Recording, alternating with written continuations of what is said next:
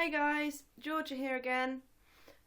Today I am doing a video on what to do when you feel suicidal. Today it is actually World Suicide Prevention Day, which is great, and if you've seen my previous video, I touched on it then and shared some of my personal experiences regarding that topic, which was a challenging video to say the least, but I wanted to do one today to offer some advice that I've picked up, my own tips, and of things that have been suggested to me by the crisis team and mental health professionals in how to respond and deal with the suicidal thoughts. So, first off, I would say and I'm talking about suicidal thoughts that are, like I mentioned in my previous videos, these are ones that you can't just really ignore. So the first thing I would suggest to do is to figure out how unsafe you actually are at the time. Such as, if one example scale that I find quite handy is if you use a scale of 1 to 10. 1 being the suicidal thoughts are there, but there is no way at all that you're even considering acting on them. They're there, but you've just gone, no, I am not doing it. No, end of. So they're there, but you're not actually thinking about doing them. And obviously as you go up the scale, it gets more and more to the point where you get to 10, where it is literally, I am going to go out and I'm going to do something right now because I can't ignore them and I can't deal with this. So if you ask yourself, figure out where you are on that scale, I would say that is the first thing to do when you start feeling suicidal. And obviously that's the sort of thing, it's a sliding scale, you will move up, down, hopefully down, the scale periodically, so keep an eye on it. It's always worth sort of checking in when you've got these thoughts every so often where you are, whether you're getting higher up the scale. Because I've got some tips for when you're lower down the scale. I've also got tips for when you're higher up the scale. So if I start from the bottom of the scale and work up, the first thing I would say is to use distractions. And I keep going on about distractions, but they are fundamental. They are one of the main ways that you get through each day and get through the difficulties. So again, that can be things that you enjoy. I would say to specify doing things like that. Things that show you that actually you can feel a bit better, you can feel happy. There are things worth sticking around for. Because if you think about it, it's all the tiny, tiny little small things that people don't consider, people take for granted. It's those sort of things that you'll miss. You won't, for example, if you enjoy going on a walk, if you enjoy listening to music, all of those tiny little things that bring you enjoyment in your day and make your day a little bit brighter, think of all those things that you'll be missing out on, because you will be missing out on everything if you actually go ahead with these suicidal thoughts and plans and things and end your life. So do things that you enjoy, do things that help you to make you feel a little bit better. And again, positive things, so uplifting music, keeping busy in any way that you can do, and write down a list of reasons to live is another thing that I find quite helpful. You just list everything. It can be, like I was saying before, something that could seem totally insignificant to somebody else, just list them all. Absolutely everything. It's good to list them if you're down, on say level 1, 2, 3 of the risk scale, shall we say. So you can use them, excuse me, or if you're well, it's still handy to do it then, because when you get to the point where you're at 8, 9, 10 on this scale, that's where you tend to not be in a very clear state of mind, so it's thinking clearly is very, very difficult. So if you write this list, you can then sit back and you can add to it at different points, and it's ammunition basically that you can use to fight against those negative thoughts, to fight against the part of your head that's going, you deserve to die, you shouldn't be alive, you need to kill yourself, you need to do this, that and the other. You just you have that there in front of you as solid evidence as to actually, no, these are reasons that I should ignore that. These are things to keep going for. These are things that I enjoy, and I'm not willing to give up on them. Just because my head's saying it, I'm not giving up. I'm not giving up on everything. I'm not giving up on my life. Because I fought too hard to get to where I am today. I ain't giving in to that. So that's another suggestion that you can do. And again, as we're going up the scale, we're getting to sort of 4, 5 at this point, where your risk is increasing considerably. And I would say talk to people. 100%, one of the first things you should do is to talk to somebody. Whether that's a friend, whether that's a doctor, use the help that is available. Use your friends, use the mental health support if you've got it, and if you don't have it, seek it out.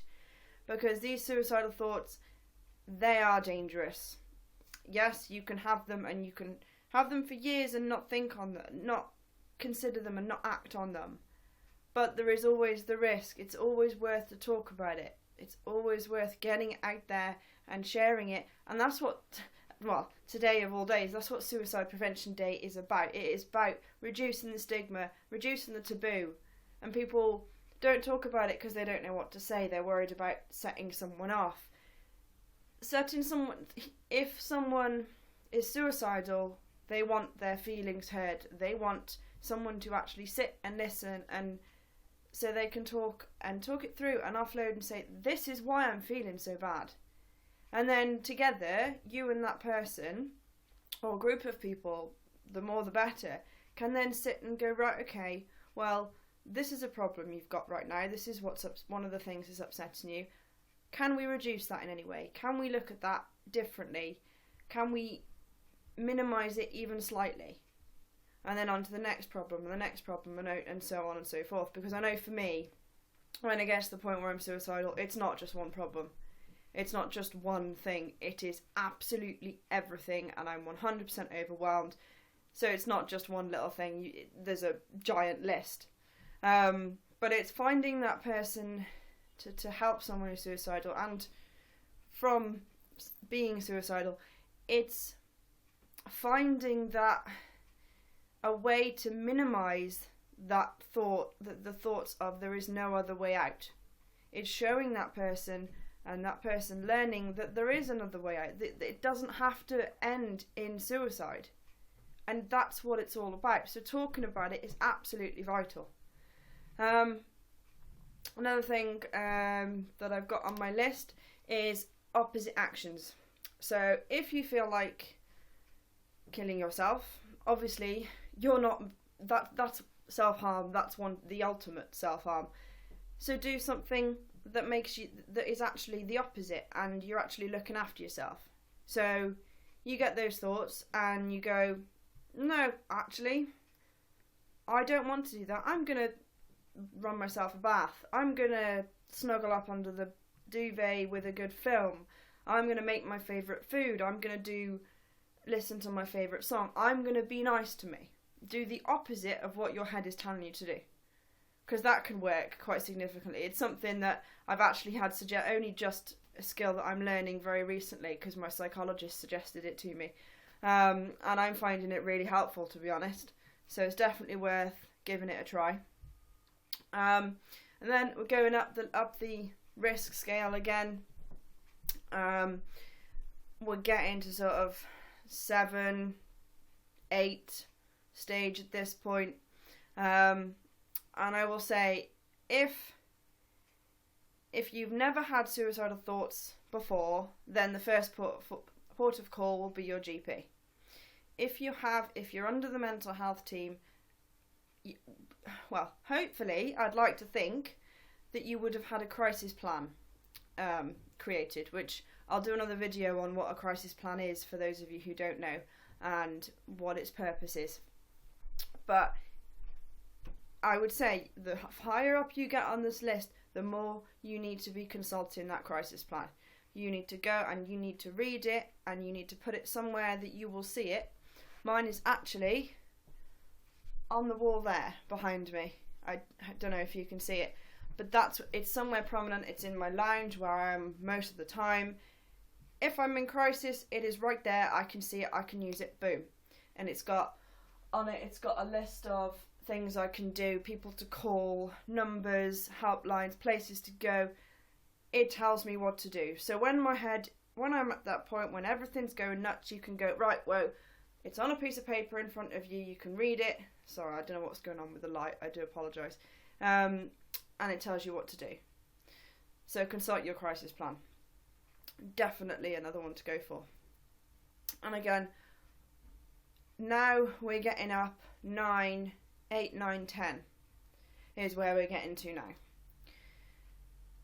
If you don't have a plan, or even if you do have a crisis plan, if it's this, hopefully if it's any decent crisis plan, this will be on your plan.